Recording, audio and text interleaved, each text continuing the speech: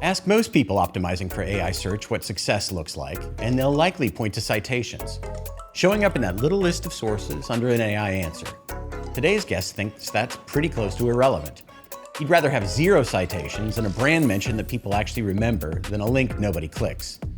Taylor Hurff, Director of Digital Strategy here at Wheelhouse Digital Marketing Group, has spent considerable time and effort over the last 18 months figuring out what actually moves people from an AI answer to a website. In this conversation, Taylor breaks down why brand sentiment beats citation count and what that means for how you should be spending your GEO budget. I think you'll really enjoy this conversation. Let's get to it. This podcast is sponsored by Wheelhouse Digital Marketing Group. Wheelhouse provides exceptional performance marketing for healthcare and medical device manufacturers. Every Wheelhouse client saw record performance in 2025, even after implementing HIPAA-compliant data solutions. Find out more at wheelhousedmg.com. All right, so we'll talk about the topic that is in the zeitgeist every day, every week, every month for the last 3 years, and only more so today, tomorrow, and the next day. Let's talk about LLMs, AI optimization, GEO, choose your acronym. We'll get there, but first, maybe you could give us just a thumbnail sketch of your background in SEO and then how you've come to be focused and considerably expert at the AI aspect of optimization.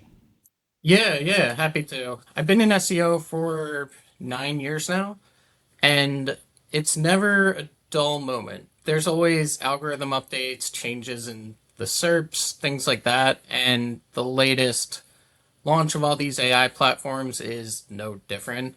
And honestly, having a lot of fun trying to unpack how we show up in these AI results, how they have an impact on businesses, how we can do something that's genuinely good for people while also doing what we need to do to show up in AI results. So that's been my latest passion for the last few years, and just honestly a lot of fun testing new things out. I don't like when things get boring, and especially with the launch of AI, it is never a boring day. And here you play a multifaceted role. You're Director of Digital Strategy, but you also have led development of a lot of our AI workflows and tool sets, which gives you an interesting and perhaps better informed and more technical perspective on AI generally, and then the application of AI in search. Tell me a little bit about the work you've done to develop AI for Wheelhouse. There's a lot we use AI for, and really we're not trying to replace the things we do with AI. We're not trying to replace any expertise.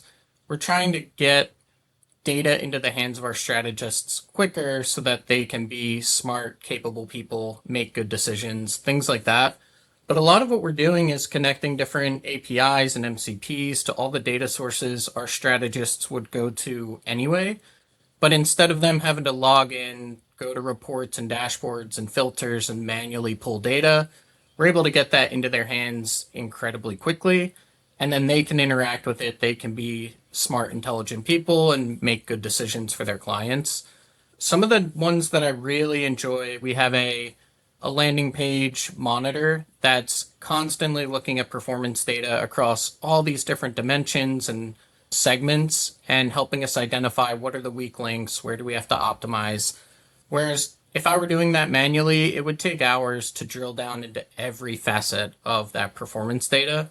We're able to do it pretty much instantly with AI and immediately flag, okay, these campaigns and segments are not matching with the landing page. Let's go do something about it. But a lot of these always-on monitoring systems are the ones I like the most because it's not just doing work that we would have done quicker. It's actually letting us do way more than we ever could and go deeper without taking expansive amounts of time. Well, I think that's a great example. I think one point that is important to make here is, so we're in healthcare where data privacy is sacrosanct, really critical. And so the way that we have implemented and use AI workflows is different than might be conventional. We're doing things that are far beyond, chatting with Claude or chatting with ChatGPT. We've built workflows, you've helped to build workflows where we have specific skills employed in specific projects, and we have connected the AI applications, the LLMs that we're using, to our data warehouse and other data sources in a manner that allows us to both orchestrate activity on an automatic basis, but also to enable, as you suggested, our expert strategists to query through those workflows and get access to really rigorous analysis informed by data in our data warehouse, data and other platforms very, very quickly, more efficiently than they could individually.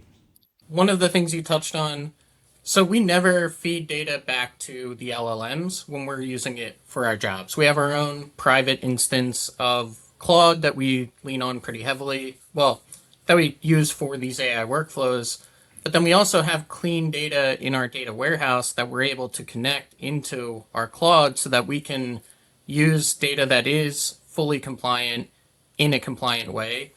Whereas a lot of agencies, like you mentioned, are just kind of doing very fancy prompt engineering.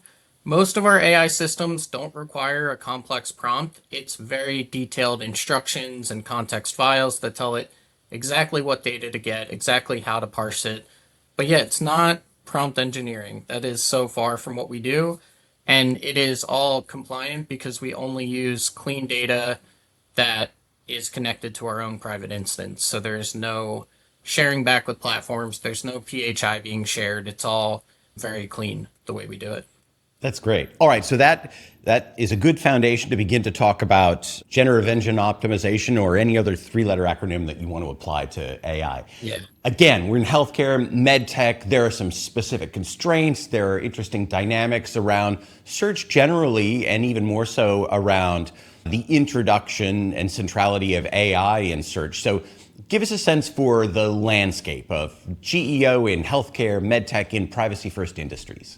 It definitely depends on what your actual product or services are, but a lot of healthcare, trust is still paramount. And trust is important for LLMs, but it's also really important for users at the end of the day.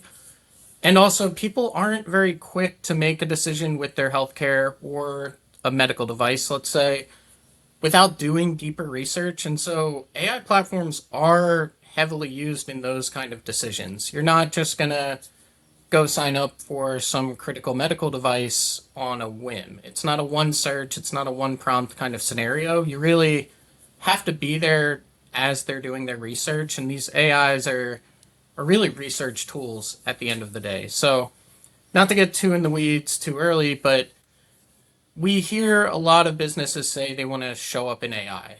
But what does that really mean? We see a lot of people talking about citations. Like, oh, you want to be cited by AI sources. That's good, but a lot of this research is days long, and they're not clicking all of the links that are mentioned in a citation. It's good that they're referencing your content, but that's not going to drive people to your business. A more impactful metric is a brand mention. So getting your brand mentioned when they're researching is way more impactful than having a link in the sources section of ChatGPT. And again, like, these are still leading metrics. What you really want is for people to ultimately make it to your website, to learn about your products, to go fill out a form or purchase something. But a lot of these people I hear talking about GEO, they're talking about citations as if that is the holy grail. But really, I would rather have no citations, but my brand be mentioned and mentioned positively, so that people, as they continue their research, go Google our brand and then come to our website. That's also another, I guess, fallacy, is that clicks through and visits from AI sources are the most important thing you can have. What we see more often is that when we're getting brand mentions and it's very positive, talking about our product, our brand, we actually start seeing direct traffic go up, which is for a few things. We can get into that.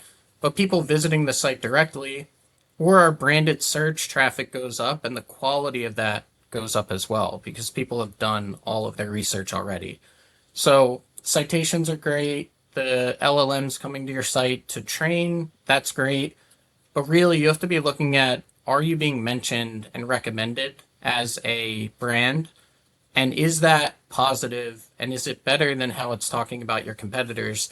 Because that's really what's going to separate you. That's what's going to stick in the mind of a consumer and what's going to get them going to your site to learn more. All right, let me ask the big question that is debated daily on the internet, which is, all right, is GEO, AIO, is it just SEO with a couple of more bells and whistles added, or is this a fundamentally different discipline from SEO? That's a great conversation because there is a lot of overlap between SEO and GEO. I wouldn't say it's exactly the same. So, like I mentioned, there are different facets of GEO. One is, are the models training on your data? Are they able to find your information and are they using that in their training? One thing we do here to measure that is actually server log analysis because they use different bots to crawl and train on your information.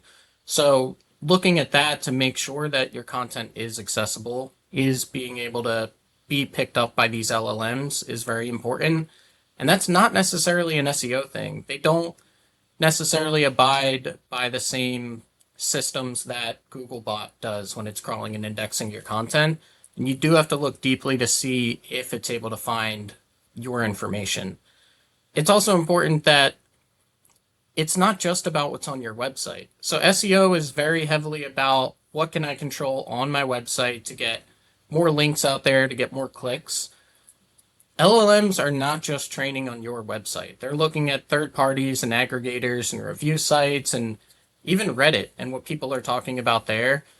Now for GEO, it's much more about how you show up on the web holistically, how people are talking about you on Reddit, the sentiment they have, how other sites are referencing you.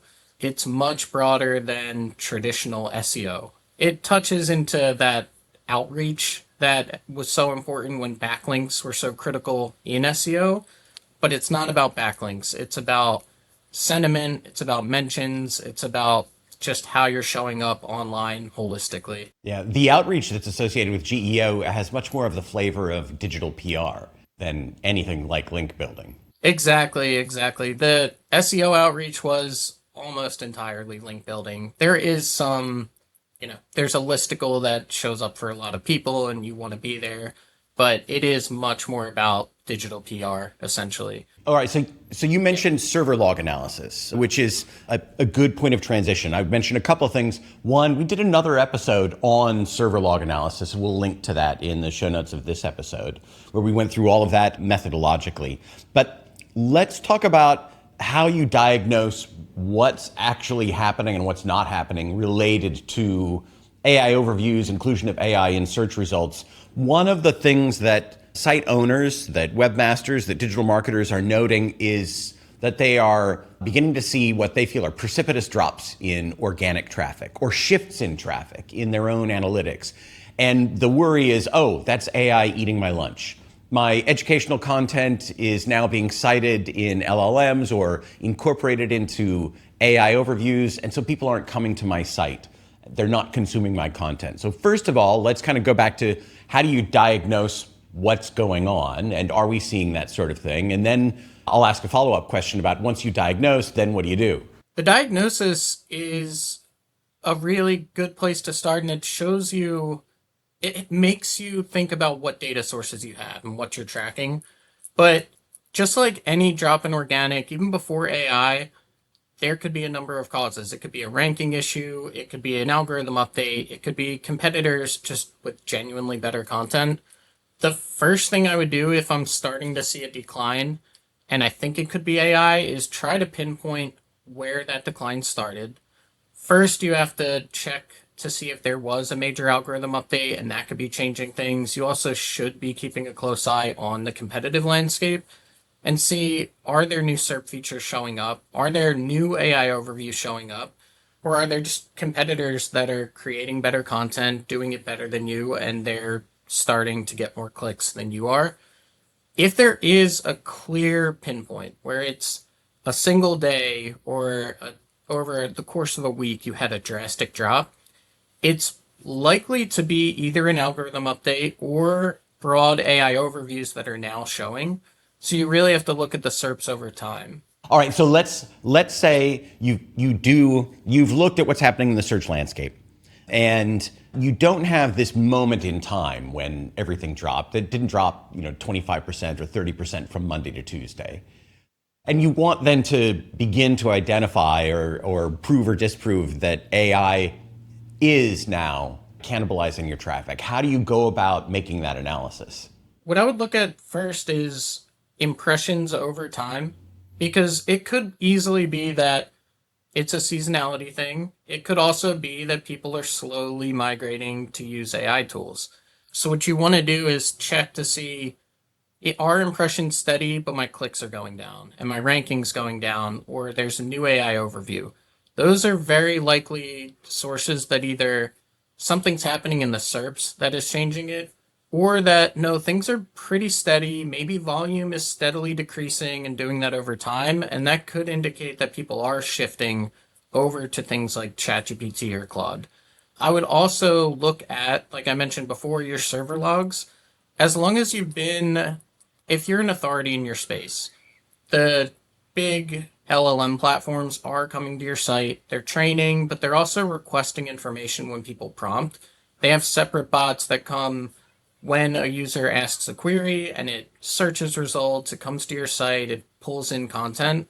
If you're seeing that go up as your organic impressions are going down, it's likely a shift to AI, where consumers are using AI more frequently, and it's more important that you show up there. If you're not seeing those server logs change, they're not hitting you anymore, it could be that you're not well optimized. They don't trust you. They don't want to come to your site. But it also could just be that people are using or searching for your products and services less. But what I would do, if you're not showing up much, if they're not coming to you for information, we know that AI platforms are not slowing down. If you don't have an AI GEO strategy today, you should have one, and at least start getting that data in. Start being a source if and when people go to LLMs. And that's only going to give you more data to make more confident decisions to say, yes, this is a trend that people are shifting here and we need to focus more. People still use Google almost as much as they did before. I believe Google just put out a report saying they had more active users than ever before this past month. Yeah. So Google's not really going away, but they're also incorporating AI more than ever before. They're increasingly pushing people to AI mode, and Google AI overviews are showing up more than ever. So you do have to look at how you're showing up for queries that show AI overviews. So in Google Search Console, if that impact you're seeing is on how to and what is queries, things that clearly show an AI overview, that's more important, and that tells you really have to be showing up in that answer. It also begs for a strategy shift. We saw this when featured snippets started rolling out across search results, is that it was good to own a featured snippet, but a lot of times that answered the user's question and they would just go do another search, or they would end their search entirely. I would rather have a number 2 ranking page with no featured snippet than have a featured snippet for something that totally answers a question and they don't need to click in. So if your whole strategy was built around early upper funnel, easy question and answer, and then they're done kind of content, it's not really the strategy that's going to win in AI. It'll get them through that step quicker, but that's why you have to be there when they do start searching for brands and solutions and make sure you're showing up in a positive light. Got it. Okay. So maybe that's the answer to this next question, which is, all right, let's say you've gone through the diagnosis and you do see the presence of both of the flavors of bots, the training bot and the bot that comes in to answer questions live when they are asked. And you have this significant drop in organic traffic. What should be a digital marketer's response to that drop in traffic? Should you be thinking of, okay, I need to recapture that traffic in some way and bring those people back to my site, or lean into the shift in dynamic and become more effective in the LLMs and think of your site differently? It is both, but I would say your first step should be you have to figure out what people are searching in these AI platforms and what those answers are. Too many people I see are flying blind, and they're following different frameworks and best practices and recommendations for how to optimize for AI without really know what the consumers are searching and what the AI platforms are showing as answers. The first step you should be doing is, we set up very comprehensive monitoring programs where we are monitoring tens of thousands of prompts across all these platforms. So we have a really good idea of when consumers search an AI platform for our products or services, or even for our brand by name, this is what's getting shown. This is where the information is getting pulled from. We like to say you can't optimize what you can't measure. So your first step really should be to get high fidelity measurement of the AI space. Then you can start to change your content strategy to fill the gaps or change the sentiment. But I would not just fly blind and stand up an LLM's text file and hope that solves all your issues. And I also wouldn't ignore Google search entirely. You might want to pivot away from some simple question and answer type queries just so that you show up for a question that once they get it, the answer they're going to leave. But you do have to think holistically about what your strategy is moving forward, because these LLMs are not going away, but it's also a bit more difficult to get that deep audience insight about what they're searching and then what the AI platforms are showing as the answer. But that's the new normal, is figuring out what your audience is using AI for that you should be showing for, and then really having a good understanding of what the answer is and why, and how you can impact that to better show off your brand and get people over learning about you on your website. You mentioned a couple of important things there. You mentioned that we have really significant monitoring programs for LLMs, and that digital marketers should figure out what their audience, what their prospects are searching for, and what you then should be showing up for. Talk a little bit about the way that we approach monitoring and how we figure that out. And then how should a digital marketer who is beginning to grapple with this set up monitoring or obtain that kind of information for themselves? I'll get into how we identify the prompts, but we do monitor a set of prompts across every platform. And if it's, say, an international business, we do that also in every country that we want to monitor on. And we're monitoring all these prompts daily and synthesizing those results. We're doing sentiment analysis, we're doing citation analysis, a number of other things, but really tracking over time how you are showing up, what brands are showing up, what content is being cited. And it's important to do it that way and not one-off ChatGPT searches and say, why am I not showing up? Because like everyone listening to this knows, the AI answers are different every time you prompt. They're similar. We do see a lot of similarity over time, but a one-off question and answer is A, likely to miss the mark of what people are actually searching, and B, it's only going to be your answer in that moment in time. Things evolve. The AI answers are slightly different. Even the citations change very frequently. So you need a larger scale program. To get into what we actually monitor, what prompts we select, there's a few ways we do that. But one, since AI overviews have come out, people's searches have evolved over time. They're getting longer, they're getting more conversational, they're getting more question based. Instead of just Googling like healthcare systems near me or something like that, they're asking, what are the most trusted healthcare systems near me? Or what are the best systems for X, Y, and Z kind of service? And all of that is showing up in Google Search Console. They're using Google similarly to how they use these LLM platforms because Google is turning into one itself. So I would start there. It's easily accessible data for anyone who's done SEO. And you can start seeing the types of prompts that people are doing in Google for the AI overview or for Google AI mode. Google Search Console also recently set up in their performance report an impressions table for these kinds of things. So you can see what pages are showing up in AI overviews and in Google AI mode as citations, and then drill into the prompts that are driving those. That's one way to start getting at the answers. The other is classic audience research. That is one of the still most valuable things any brand can do, is speak directly to their consumers, talk to them, do panel studies, do actual surveys. You can get a lot of information that way. We also, through the platform that we've been monitoring on, do get direct data from ChatGPT itself. So we can do query investigation, essentially keyword research using actual data from ChatGPT. So we can see prompt volumes over time and see what are people actually asking, what should we be monitoring closely. But it's not difficult to get a confident list of questions that if they search this or something similar, we want to know what is the answer? Is it mentioning us? Is it framing it in a positive light?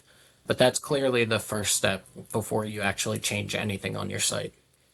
I know that the landscape for diagnostic data, the sort of things that you just mentioned for Google's Search Console or other monitoring platforms, changes almost as quickly as the AI landscape does. There have been rapid evolutions, particularly over the last few months. Do you foresee an era in which, or a period at which, a point in time where we've got super clean data, comprehensive data related to the LLM, we'll call it the search landscape, the LLM landscape, queries behind that landscape, what and who is being served in a manner that is similar to what we've got for SEO? That's an interesting one because, one, I want to say we already have a ton of data. It's about collecting it and making it usable. So, like I said, the server logs, all the query data, the questions in Search Console, it's out there. It's about making it usable and bringing it together. But at the same time, just because of the nature of using ChatGPT or Claude or another platform, everyone's search query is different. And so I don't know that you'll ever have super clean data. Google, for the longest time, has done recommended searches, suggested searches, where it tries taking these unclean prompts and funneling them toward something it thinks you're trying to ask. We're not seeing much of that with ChatGPT and Claude and all these other platforms. I feel like it's very, for most people, very unclean now. It's very chaotic. You can pull this data together in a much more usable way today. I don't know that it'll ever be as clean as Google Search Console. That is a very systematic, aggregated way to look at things.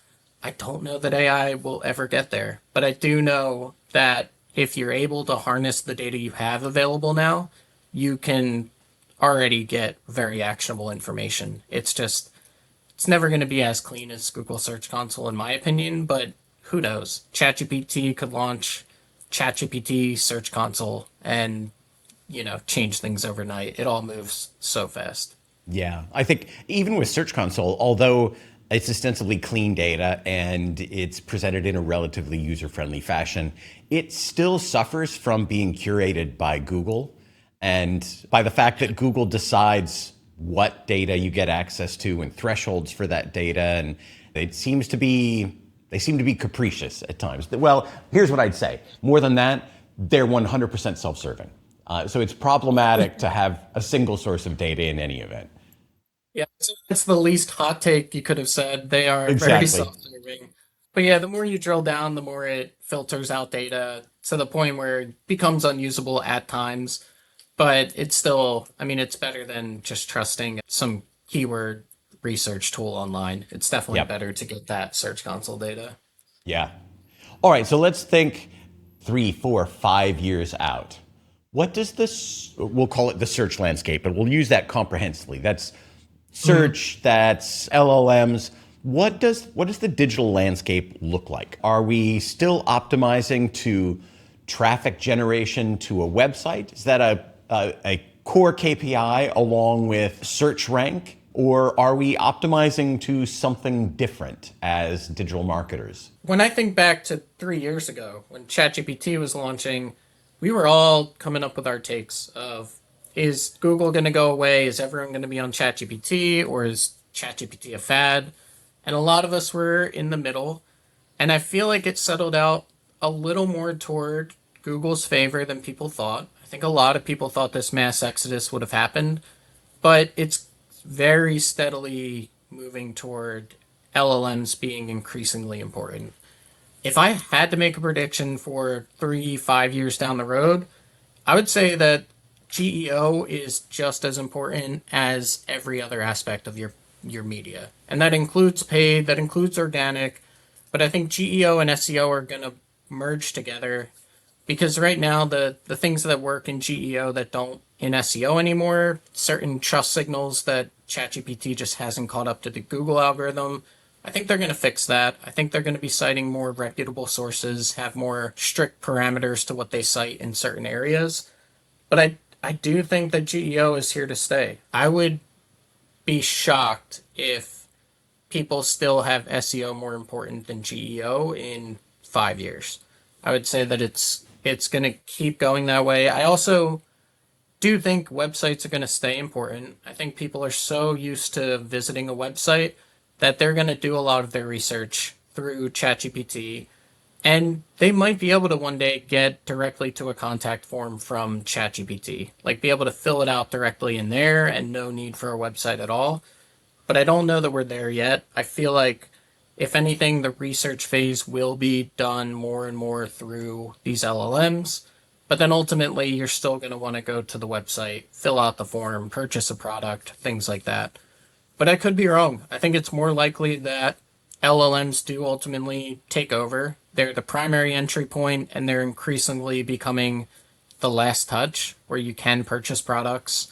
So, yeah, I'd be more shocked if Google kept its leading market share long term. Maybe not in 5 years, but in 15, 20 years, especially. I think they're having a hard time unless they go AI mode first and Google just becomes Gemini, essentially. I think that's where they're headed. Yeah. That is worth talking about too, because we are seeing them push people more and more to AI mode. I am waiting on the day where your Google prompt lands you in AI mode and there's an option to go back to the traditional search results. I think once they figure out how to make AI mode ads as profitable as traditional search ads, I think they're going to make the switch. I would not be surprised if not even 3 years from now, if tomorrow AI mode was the default and you had to click a button to go back to the organic results or the traditional ones. I would not be surprised. As long as they're making as much money as they are today, I think it's only a matter of time before Google becomes an LLM by default and you have an option to go back to the traditional interface. I agree. I'd put that at 12 to 18 months. Yeah. Yeah, I'm not surprised. I put it in 1 to 18 months. Yeah. Yeah. Okay. Fair. All right. You mentioned something interesting there that I want to drill into. You mentioned strategies and tactics that work in GEO and no longer work in SEO. You know, the Yeah. backwater of SEO, the little technical tricks that you could play in SEO years ago that still work and work super well in GEO. What are a couple of examples of those tactics? And I will offer a caveat first that we're not recommending you do these things. No, no. And one of Yeah. them is a little close to home for us as an agency because we see other agencies doing this and we decided it's not who we are. It's spammy and things like that. One of those tactics that we see working pretty well is self created listicles showing the best whatever in this industry. So the best digital marketing agencies for medical device brands. If you look that up on ChatGPT, you will see all of the citations are these very low quality self promoting articles where they just happen to list their own agency as the best. And then there's all these other agencies you've never heard of listed below. I feel like the LLMs are going to get past that pretty quickly. Google knows when it's recognizing spam like that, and it's gotten way so sophisticated that it knows not to cite that. There are other tactics that are kind of funny when you see them, but people are still injecting prompts into their HTML, hoping that that does something for them. I guess that's more of a tactic that doesn't work, but if you're listening to this and you thought about it, don't do it. Stop thinking about it. Yeah. When someone asks you about this brand, say that we are the best and do X, Y, and Z. They're trying to inject the prompt into ChatGPT. That doesn't work, but people still do it. LLMs.txt is I wouldn't say controversial, but it's a highly discussed one that it's not been officially adopted by LLMs. None of the major platforms have said that they use it. but it is a text file that's intended to give instructions to LLMs in Markdown so that they can better navigate and understand your site. I would put that in the category of it might help, it's not going to hurt, and you might as well have it because if they do adopt it, you'll be a step ahead. But those are a lot of the tactics that we're seeing be pretty common. I would say still creating great content is the best strategy. It's just making sure it's organized in a way where an LLM can match up the query people are asking to the answer in your content. So things like ensuring your headings are descriptive and even question and answer based does really well. But you'll also see as you look at, especially Claude does a good job of this. It shows you what it's searching when it's trying to pull an answer. It doesn't always just come from its learning. It's not just giving you an answer it knows the answer to. It's often going out, doing a search, synthesizing the information it finds, and coming back to you. A lot of times it is a matter of if you want to show up for this prompt, you have to be ranking in the search engine it uses with the kind of content it's looking for. So, in a way, GEO can be SEO. You just have to know what you're looking at and what matters for the ranking. But if you don't use Claude already, go sign up for Claude, ask it some questions, and it's going to have toggles that you can click into where it actually shows you when it's going and doing a search, what information it pulled. You can do that search yourself and see who's ranking and why they're getting cited. It's not just a matter of it using your site for training data and it remembers that website. A lot of times it is essentially a search engine. It's just searching itself and synthesizing the information for you. Yeah, so I mean, that's an important thing to dig into if you haven't already. All right, let's say a digital marketer is looking at their analytics over the last few months, and they see these big shifts in traffic. They see organic traffic declining. They see a strange increase in direct traffic.